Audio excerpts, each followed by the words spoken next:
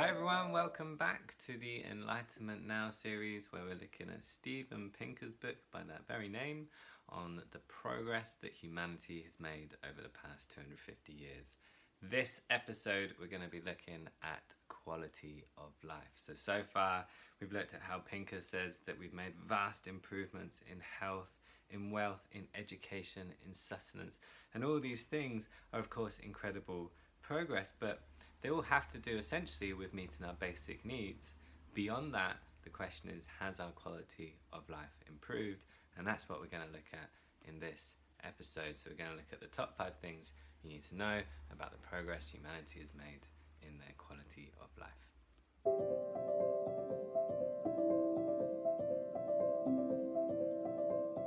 First thing that you need to know in this area is something we've already covered before in the episode on equal rights, where we looked at how childhood as a concept has really emerged, at least childhood as a carefree time in life with few responsibilities, a time of exploration, a time of relative freedom, has really emerged over the past 250 years since the Enlightenment.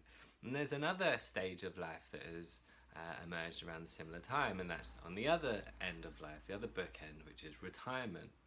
Prior to about 250 years ago, most people simply were born and worked and died. And so this idea that we have this childhood where we can get educated, can explore the sort of things we want to do, and then we can have this retirement where we can, take a break from labour and again explore what we really care about, spend time with loved ones, a relatively modern phenomenon. And it's pretty hard to argue that these aren't vast improvements in people's quality of life. Sure, there are problems when it comes to childhood and education. There are issues to do with retirehood and how we treat old people, but personally I would take a carefree childhood and a relaxing retirement over none at all.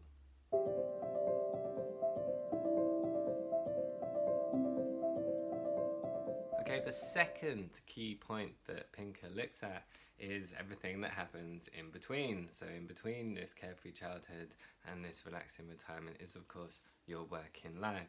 Now, work hours have significantly changed over the past couple of centuries. So Pinker points out that in 1870, Western Europeans worked an average of 66 hours a week. Americans worked an average of 62 hours. 150 years later, people in Western Europe now work 28 fewer hours. People in the United States, 22 fewer hours. Add on to this things like people get paid holiday, people get sick leave, and you suddenly have a much better working life than existed in the past.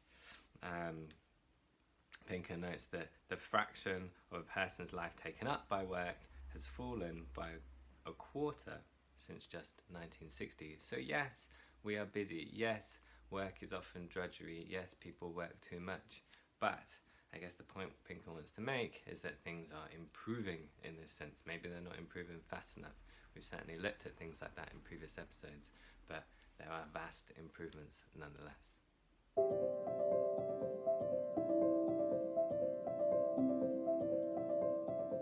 The third thing you need to know in this area is that these improvements, these decreases in the amount of work hours has also taken place at the home. So the amount of housework, of household labour that has taken place has also substantially decreased. This is partly due to things like electricity, running water, various labour-saving devices that have given households that time back, typically, of course, women. So Pinker points out that our grandmothers used to spend time pumping, canning, churning, pickling, curing, sweeping, waxing, scrubbing, wringing, sudsing, dyeing, stitching, mending, knitting, darning, and slaving over a hot stove. In 1900, households spent about 58 hours a week doing housework. In 2011, that fell down to 15.5 hours per week. That's a huge reduction. Time spent doing laundry alone, it used to be 11 hours a week and is now only 1 hour on average in 2014. So that's a tremendous achievement.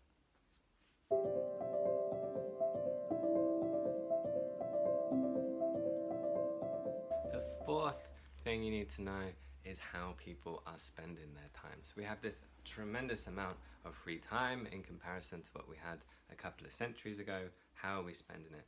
And Pinker points out 3 ways in which people are spending their time well. He points towards family life, spending time in nature, and engaging in the arts and literature. I'm just going to look at family life briefly here to give you a taste of the kind of changes that have happened. So in 1924, only 45% of mothers spent 2 or more hours a day with their children. Only 60% of fathers spent at least an hour a day with their children. And then over the past few generations, this has obviously increased. By 1999, the proportions have risen to 71% of mothers and 83% of fathers. So, looking after your kids, spending time with your kids is obviously one of the most meaningful things we can do. And these increases show that all this time we've gained from doing household labour, from doing paid work, we're actually spending doing some of the most meaningful things we know are possible.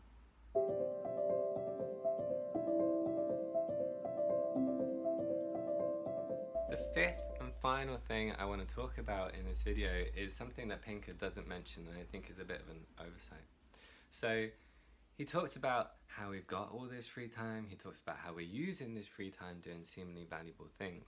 But what I want to suggest is that it doesn't matter just what we're doing with our time, but also how we are doing those activities. So let's say, for example, we're spending more time with our children. Now, that's all very well, but what if that time is spent reading to them so that they can get a better position in a school, so that they can get good grades, so they can go to university, so they can get good jobs and so on? What if the time we spend in nature isn't kind of doing it for the intrinsic value of being in relationship with nature, but instead is about having a new peak experience or taking a selfie on top of a mountain?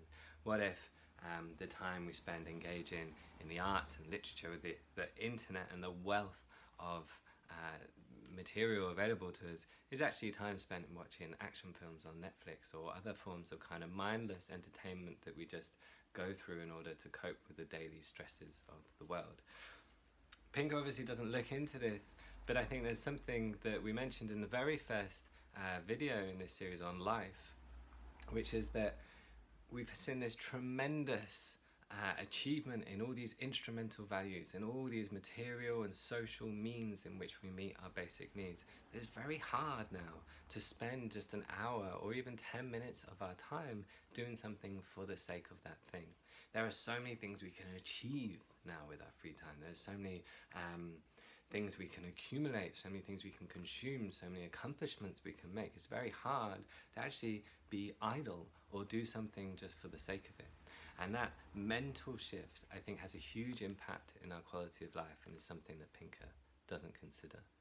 So in weighing up all these tremendous improvements in terms of our time and how we spend it, I think that's something major to consider in terms of the effect of modernity on our quality of life.